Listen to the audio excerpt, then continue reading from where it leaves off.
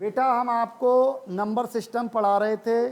Number system में हमने आपको संख्याओं से संबंधित जोड़ना सिखाया था कि शॉर्टकट क्या तरीका है जोड़ने का, चाहे वो वर्ग से संबंधित हो चाहे प्राकृतिक संज्ञाओं से संबंधित जोड़ हो। अब जोड़ नहीं, अब आप नंबर सिस्टम के नेक्स्ट टॉपिक पे आते हो और उस टॉपिक का नाम है नंबर सिस्टम का ही प्राकृतिक संख्याएं। मतलब प्राकृतिक संख्याओं से संबंधित प्रश्न कैसे बनाते हैं, फिर उस प्रश्न को सॉल्व कैसे करते हैं। और जो प्राकृतिक संख्याएं होती हैं, प्राकृतिक संख्याओं को जैसे गणनात्मक संख्याएं कहते हैं, धनात्मक संख्याएं कहते हैं, क्रमागत संख्याएं कहते हैं। तो क्वेश्चन में कहीं तो क्रमागत मिलेगा तो कहीं गणनात्मक मिलेगा, हर तरह से मिल सकता है। तो बहुत अच्छे से सीखोगे आप। तो आपका नंबर सिस्टम में पॉइंट क्या है, क्रमागत संख्याओं से संबंधित। क्वेश्चन क्या है, क्रमागत संख्याओं से संबंधित। और क्रमागत संख्याएं हालांकि हम बता चुके हैं आपको, लेकिन कंपटीशन के स्तर से नहीं बताया है, तो कंपटीशन के स्तर से बताते हैं आज। ठीक है, तो पॉइंट डालिए आप नंबर सिस्टम में क्रमागत संख्याएं।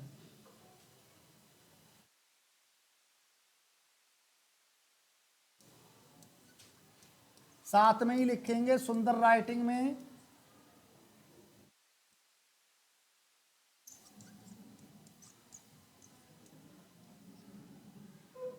क्रमागत संख्याओं को इंग्लिश में कहते हैं ऑर्डर नंबर, ORDERNUMBERS,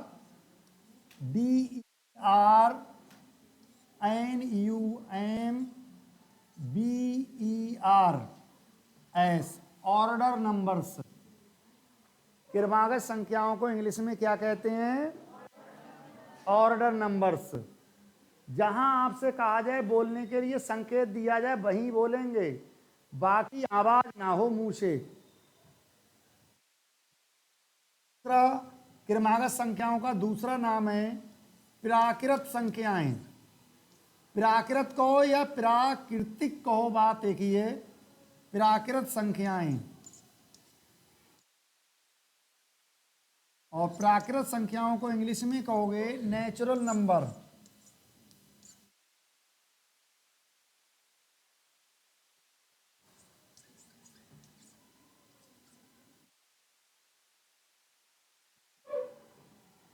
क्रमागत संख्याएं, प्राकृत संख्याएं, इन्हीं को धनात्मक संख्याएं कहते हैं।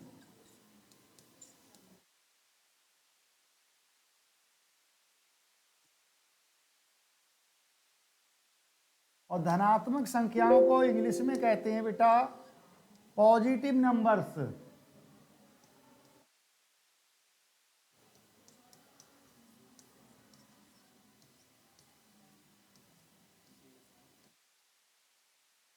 Positive numbers. क्रमागत संख्या का चौथा नाम है गणनात्मक संख्याएं।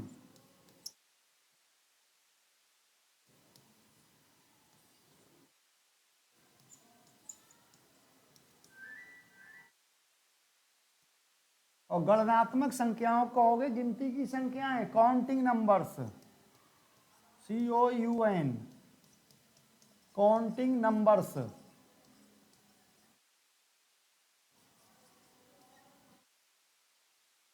तो बच्चों मेरे क्रमागत संख्याएं कहिए आप, प्राकृत संख्याएं कहिए, धनात्मक संख्याएं कहिए, गणनात्मक संख्याएं कहिए, चारों का मतलब एक ही है। हमने लिखा है क्यों चारों प्रकार, इनके चारों भाई इनको इस नाम से बोलते हैं। मान लो क्वेश्चन क्रमागत संख्या से बना, क्वेश्चन धनात्मक संख्या से भी बन सकता है, कंफ्यूज हो जाओगे। पढ़ा है आपने क्रमागत संख्या का क्वेश्चन, वही क्वेश्चन बन गया धनात्मक संख्या, इसलिए चीजें दिमाग में रहें।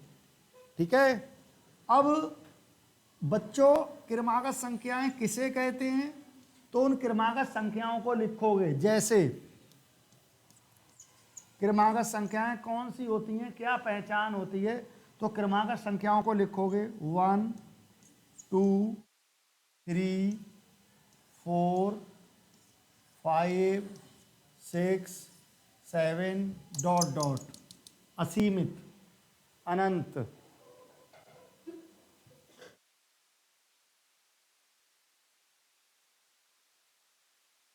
तो ध्यान देंगे आप, ये 1 2 3 4 5 6 7 क्रमागत संख्याएं हैं आपकी।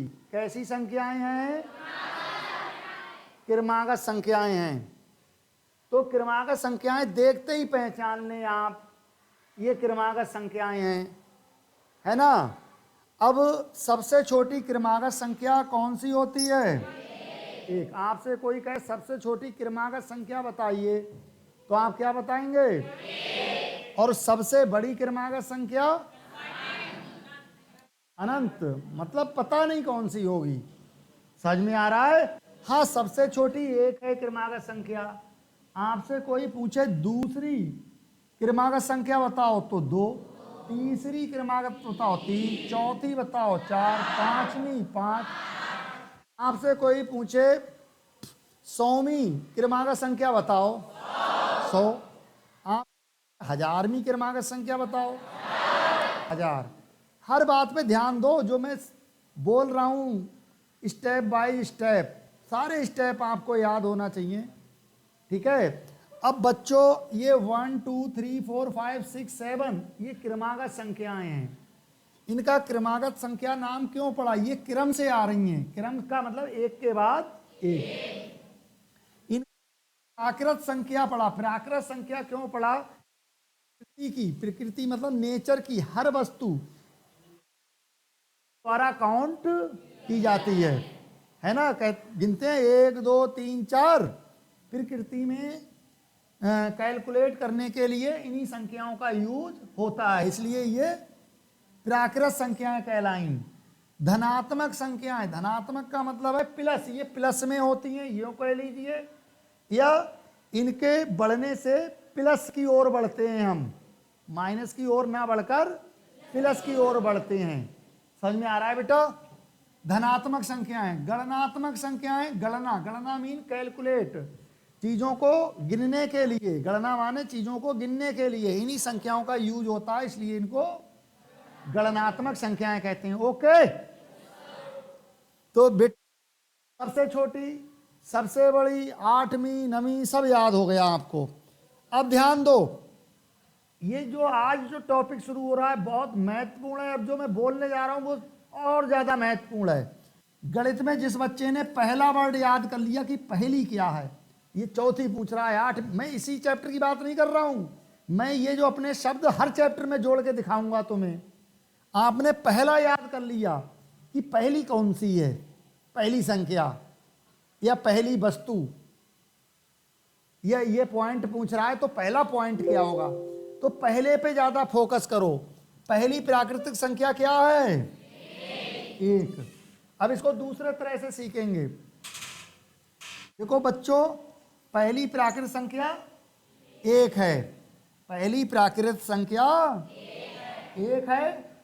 अब देखो दूसरी प्राकृत, जब पहली प्राकृतिक संख्या 1 है, पहली प्राकृतिक संख्या 1 है, तो अब हम कह रहे हैं दूसरी प्राकृतिक संख्या बताओ। तो आपने तापाक से बोल दिया 2, क्योंकि तुम्हारे सामने है ना 2, इसलिए बोल दिया 2। या ऐसे ही किसी ने पूछ लिया 9वीं प्राकृतिक संख्या बताओ, तो आप हाँ कह सकते हो 9। 1000वीं प्राकृतिक संख्या बताओ तो बोले 1000। समझ में आ रहा है बेटा? बोल सकते हो, लेकिन अब मैथ की भाषा में सीखो, जो मैथ हल करते हैं। पहली प्राकृतिक संख्या 1, अब हम कह रहे हैं दूसरी। हमें पहली पता है ये मान के चलो, हमें बाकी पता ही नहीं है, बाकी प्राकृतिक संख्या मालूम ही नहीं है, हमें पहली मालूम है कि पहली प्राकृतिक संख्या 1 है। तो दूसरी होगी 1 + 1 बराबर 2, ये 2 आ गई। तीसरी प्राकृतिक संख्या होगी 1 + 2 बराबर 3। आपको मालूम है तीसरी प्राकृतिक संख्या 3 होगी, तीसरी प्राकृतिक संख्या 3 होगी, लेकिन तीसरी होगी 1 + 2 3। चौथी प्राकृतिक संख्या 1 + 4 होगी। बेटा इसी से समझ लेना बच्चों मेरे, हमने कहा तीसरी चौथी प्राकृतिक संख्या, तो आपको मालूम है चौथी प्राकृतिक संख्या 4 होगी, चौथी 4 होगी। लेकिन हम कह रहे हैं पहली आपको मालूम है तब बताओ। हम कह रहे हैं पहली प्राकृतिक संख्या 1 है जब प्रथम नेचुरल नंबर 1 है, तो चौथी नेचुरल नंबर क्या होगी, तो चौथी काउंटिंग नंबर क्या होगी, तो चौथी का मतलब 4 में से 1 कम करो, 3, 1 में 3 जोड़ दो, जो मालूम है उसमें 3 जोड़ दो, तो 1 और 3 4। अब हमने कहा पहली प्राकृत संख्या 1 है, तो तीसरी बताओ, तीसरी कहा हमने, तो 3 में से 1 कम कर दो, तो 1 में 2 जोड़ दो। अब हम कह रहे हैं, हम आपसे पूछ रहे हैं फर्स्ट काउंटिंग नंबर 1 है, फर्स्ट काउंटिंग नंबर 1 है, ठीक है, और हम कह रहे हैं 49वीं काउंटिंग नंबर बताओ, तो 1 प्लस 48। समझ में आ रहा है बेटा, तभी तो 49 होगी। तो ये चीज सीखनी थी आपको, मेन ये सिखाना चाह रहा था। अब इससे मैं क्या समझाना चाह रहा हूं आपको, ध्यान देंगे। मैं कह रहा हूं पहली प्राकृत संख्या x है, ध्यान दोगे, प्रथम काउंटिंग नंबर x है, प्रथम। अभी मैंने कहा प्रथम 1 है, तो आपने 1 में ही जोड़ा, 1 में ही तो जोड़ा, 1 2 3। अब हम ये कह रहे हैं प्रथम काउंटिंग नंबर x है, जब प्रथम काउंटिंग नंबर x है तो दूसरी क्या होगी, तो प्रथम तो x है, तो दूसरी होगी आपकी x प्लस 1। दूसरी कहा तो 2 में से 1 कम कर दो, तो 1 बचा, और जो मालूम है उसमें 1। अब हमने कहा तीसरी प्राकृत संख्या कितनी होगी, तो 3 में से 1 कम कर दो, 2 जोड़ोगे, x प्लस 2। हमने कहा चौथी प्राकृत संख्या बताओ, तो x प्लस 3। हमने कहा पांचवी प्राकृत संख्या बताओ, x प्लस। बहुत महत्वपूर्ण चीज सीख रहे हो बेटा। अभी मैंने कहा मैथ में हमें पहली मालूम है, तो पहली से निकालें अन्य चीजें, उस चैप्टर में पहली मालूम हो तो उससे अन्य चीजें निकालें, है ना, रटन ना सीखें जैसे मैथ में दिया है। अब हम आपको पूछ रहे हैं, फिर हम पॉइंट को अपने बदल रहे हैं। पहली प्राकृत संख्या मान लो x प्लस 2 है, कोई आपसे ये कहता है, अच्छा क्वेश्चन ही दे देता है, कहता क्या है, कोई आपको क्वेश्चन दे देता है कंपटीशन का, जब पहली प्राकृत संख्या x प्लस 2 है तो 1000वीं प्राकृत संख्या का मान होगा, ऑप्शन दे दिया उसने। पहली प्राकृत संख्या x प्लस 2 है, तो 1000वीं बताओ, 1000वीं पहली मालूम है, तो 1000वीं कह रहा है, 1000वीं, और 1000वीं में से 1 कम करोगे तो 999।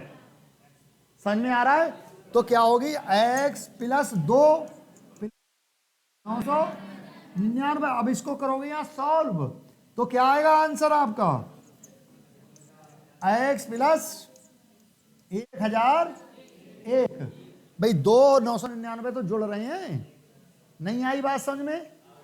अब मैं समझ रहा हूं समझ गए होगे, ये उदाहरण देते ही यहां पहली कुछ भी दे सकता है, वो ये भी दे सकता था कि जब प्रथम प्राकृत संख्या x माइनस 2 है तो 50वीं प्राकृत संख्या होगी, यही तो कंपटीशन है। तो क्या होगी x माइनस 2 माइनस 49। अब 49 में से, और माइनस का 49, सॉरी प्लस होगा 49, और प्लस का 49 और माइनस का 2, तो कितना बचा, प्लस के 47 बच्चे 47, तो x प्लस 47 होगा ऑप्शन आपका। तो इनसे संबंधित समझ में आ गया, जहां मैंने बोला था पहला वर्ड, वो पहला वर्ड भी समझ में आ गया बच्चों, ठीक है। तो सर कैमरा थोड़ा घुमा दो, इनका चेहरा भी आता रहे बीच बीच, थोड़ा है ना। तो फिर से सुन लो, हमारा नंबर सिस्टम में आज का टॉपिक है, थोड़ा और घुमाओ सर बीच में को। आज का टॉपिक है हमारा नंबर सिस्टम में, आज का टॉपिक है हमारा natural number, positive number, counting number, order number. बात एक ही है। फिर हमने इसमें बताया आपको कि इसको क्रमागत क्यों कहते हैं, प्राकृत क्यों कहते हैं, समझ में आ गया। फिर हमने बताया आप कैसे पहचानोगे जो एक के बाद एक होती हैं वो प्राकृत संख्याएं होती हैं। फिर हमने आपको इसमें क्या बताया कि पहली संख्या पहचानो कि पहली ये है, एक है, तो आठवीं कितनी होगी, तो 1 + 7। हमने फिर उदाहरण दे दिया आपको, पहली प्राकृत संख्या x है तो सातवीं कितनी होगी, x + 6। हमने आपको उदाहरण और भी दे सकते हैं। हम मान लो पहली प्राकृत संख्या हम बोलते हैं 2x + 1 है, पहली कितनी है, 2x + 1 है, तो आठवीं प्राकृत संख्या बताओ। सीधे सीधे। और क्वेश्चन कैसे बना रहा हूं मैं, क्वेश्चन आपके पहले सामने रख रहा हूं, ध्यान दो बच्चों मेरे।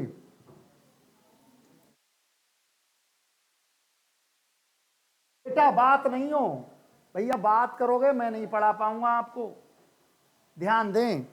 देखिए क्वेश्चन बनाना सीखो, वो क्वेश्चन बनते कैसे हैं। 10, 11, 12, 10, 11, 12 से ही हमने पहचान लिया ये नेचुरल नंबर है, काउंटिंग नंबर है, क्योंकि 10 आया है, 10 के बाद 11 आया है, 11 के बाद 12, मतलब एक के बाद एक आई हैं संख्याएं, तो ये काउंटिंग नंबर है। काउंटिंग नंबर आप उनको ही नहीं कहोगे कि 1 से ही लिखोगे तो उनको काउंटिंग नंबर कहोगे आप, कहीं से भी आ सकती है, बट ये एक के बाद एक हो तो इन्हें काउंटिंग नंबर कहेंगे। तो ये काउंटिंग नंबर है, और इन तीनों काउंटिंग नंबर का योग कितना बनना है, 33, 33। अब हमने क्वेश्चन बना देंगे इसको। क्वेश्चन क्या बनाएंगे, लिखो यदि, लिखो यदि 3 प्राकृत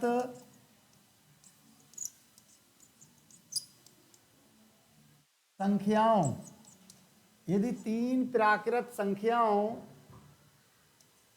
का योग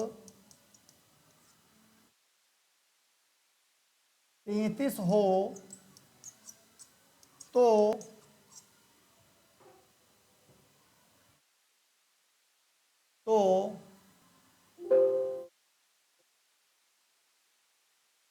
तीसरी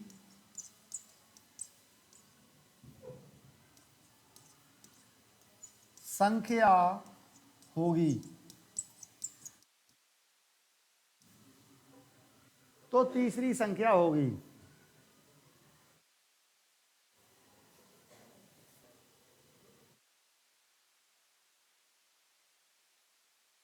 लिख लिया बेटा? बच्चों देखो क्वेश्चन हमने 10, 11, 12 लिखा है, आप कहीं से बना दो प्राकृत संख्याएं, आप लिख लो 1001, 1002, 1003 और फिर उनका योग कर लो, फिर बना दो क्वेश्चन। यदि 3 प्राकृत संख्याओं का योग इतना है 4656 है, तो तीसरी होगी, दूसरी होगी, पहली होगी, पहली और दूसरी का अंतर होगा, पहली और दूसरी का गुणनफल होगा। इस तरह से आप बना सकते हो क्वेश्चन अपनी इच्छा से, है ना? समझ में आ गया इतना? और ये भाषा प्रश्न की कुछ भी हो सकती है। जो जहां प्राकृत संख्या आया है, प्राकृत, वहां गणनात्मक भी आ सकता था। यदि 3 गणनात्मक संख्याओं का योग, प्राकृत गणनात्मक या क्रमागत भी आ सकता था यदि 3 क्रमागत संख्याओं का योग, या धनात्मक भी आ सकता था यदि 3 धनात्मक संख्याओं का योग। इतनी अच्छी चीजें मिल रही हैं सीखने को यार, समझ में आ रहा है बेटा? अब देखिए इसे सॉल्व करेंगे बेटा।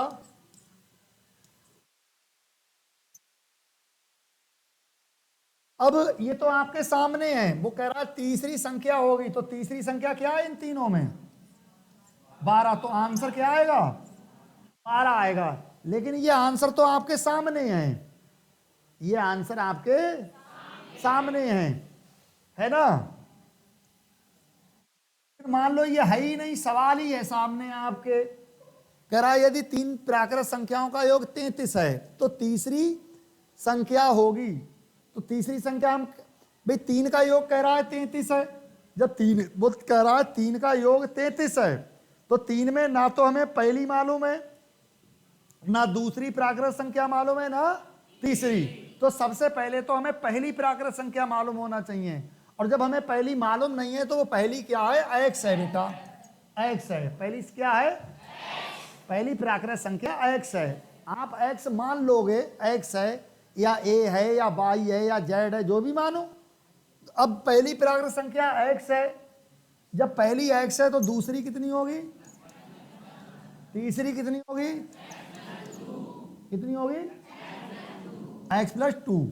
अब इन तीनों का योग, भी तीन का ही तो योग है 33। अब तीनों का योग एक्स एक्स तीन जगह है तो 3x प्लस 3। अब ये 3x प्लस 3 क्या है, इन तीनों प्राकृत संख्याओं का योग है। अब इन तीनों का प्राकृत संख्याओं का योग है और इधर भी ये 33 तीन प्राकृत संख्याओं का योग है। ये तीनों ये क्या होंगे, बराबर होंगे। नहीं आया समझ में, इतना समझ में आ गया बेटा। अब देखो 3x बराबर, हालांकि मुझे यही काट देना चाहिए इसको, आपको मालूम है, तेज बच्चों को सबको मालूम होगा, कुछ होम साइंस की बच्चियां हैं इसलिए समझा रहा हूं विस्तार से। 33 प्लस का 3 है, इधर जाके माइनस का 3 हो जाएगा। 3x बराबर 33 में से 3 गया 30 बचा। अब 3 ये गुणा में है, गुणा की संख्या बराबर के बाहर जाकर बटे में पहुंच जाती है 3, फिर 3 एकम 3 और 3 धाम 30। तो x का मान ये क्या आ गया, x बराबर 10 आ गया। और x कौन सी संख्या है, प्रथम, x प्रथम है और तीसरी पूछ रहा है। अब प्रथम संख्या आपकी कितनी आ गई, मतलब प्रथम प्राकृतिक संख्या 10 आ गई। अब अब हम फिर से प्रश्न कर रहे हैं, पहली प्राकृतिक संख्या 10 है, पहली प्राकृतिक संख्या 10 है तो तीसरी होगी, तीसरी का मतलब एक कम 2, 10 प्लस 2, और 10 प्लस 2 का मान कितना, 12 है ना। तीसरी, अब लिख दो, तीसरी प्राकृत संख्या बराबर 10 प्लस 2, पहली 10 है क्योंकि x पहली है तो 10 भी पहली है, तो 10 प्लस 2 12 होगी। नहीं आया समझ में, नोट करो। और आपका दिमाग चलता होगा यहाँ, मुझे मालूम है, बोले पहली x है तो x का मान यहाँ रख दो। अरे रख क्या दो, तुम्हें तो पहले से मालूम है, पहली मालूम पड़ गई तो हम ऐसे ही निकाल दे रहे हैं बिना x प्लस 2 को देखे, है ना।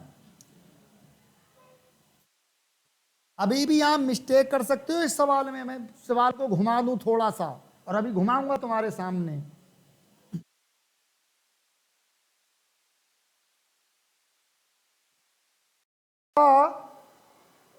कहना चाहिए दूसरी प्राकृतिक संख्या बताओ, दूसरी मतलब द्वितीय, दूसरी प्राकृतिक संख्या बताओ। तो दूसरी का मतलब पहली 10 है, दूसरी एक कम करके एक जोड़ दो तो 11 होगी, है ना। वो यहाँ प्रश्न ये नहीं करता पहली बताओ दूसरी बताओ, क्यों करेगा, इतना सरल क्वेश्चन पूछेगा कंपटीशन में।